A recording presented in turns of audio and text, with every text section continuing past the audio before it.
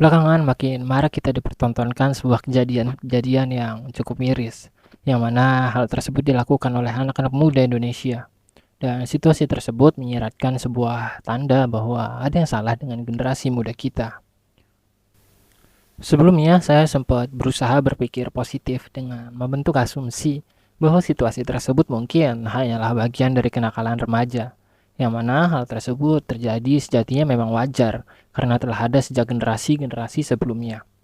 Semua hanya lebih terekspos dikarenakan kemajuan teknologi yang ada yang memudahkan kita berbagi cerita atau kegiatan kita sehari-hari. Tapi makin kesini saya makin mikir bahwa generasi dulu perasaan nggak gini-gini amat nakal atau toksiknya. Karena pada faktanya memang ada yang beda. Jika diperhatikan lebih lanjut, maka kita akan menemukan sebuah fenomena di mana anak muda zaman sekarang cenderung lebih brutal dalam melakukan kenakalan. Pelanggaran yang dilakukan dalam konteks norma dan etika pun jauh lebih barbar dibandingkan generasi-generasi sebelumnya. Di sisi lain, generasi terdahulu cenderung takut atau malu saat kenakalan tersebut diketahui oleh orang lain.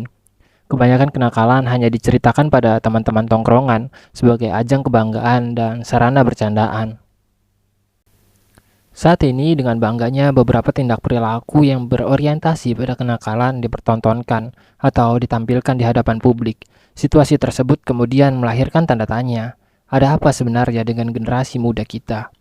Untuk menjawab pertanyaan tersebut, penting untuk terlebih dahulu mengerti mengapa remaja atau anak-anak muda cenderung melakukan kenakalan atau tindak perilaku yang cenderung berselimut kebodohan. Pada dasarnya, selain dari keinginan untuk diakui yang masih menggebu-gebu, yang mana mereka ingin dianggap keren oleh teman-teman tongkrongannya, ada faktor lain yang menyebabkan kenakalan atau yang dilakukan oleh mereka menjadi kian buruk setiap harinya, yakni apa yang kita sebut dengan kebebasan.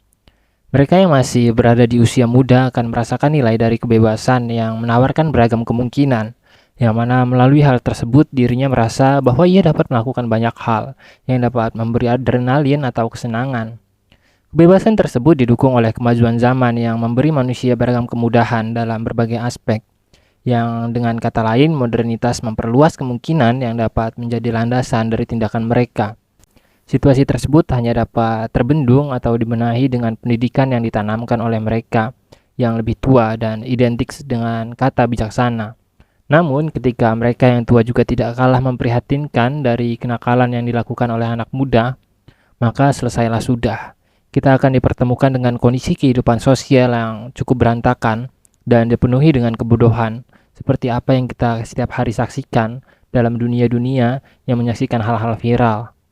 Saya sendiri sejujurnya tidak terlalu mengetahui mengapa mereka yang tua seolah gagal memberi kebijaksanaan pada kaum muda untuk membentuk jenis kehidupan sosial yang bersahabat. Di sisi lain, publik figur yang menjadi contoh bagi masyarakat juga terus-menerus melakukan tindak perilaku yang acapkali berselimut kebodohan. Generasi muda seolah kehilangan tokoh yang dapat dijadikan teladan bersamaan dengan kebebasan dan kemajuan zaman yang gagal masyarakat kendalikan. Yang mana jika situasi tersebut diteruskan, maka kita akan semakin sering dipertemukan dengan kondisi-kondisi yang sangat menyedihkan.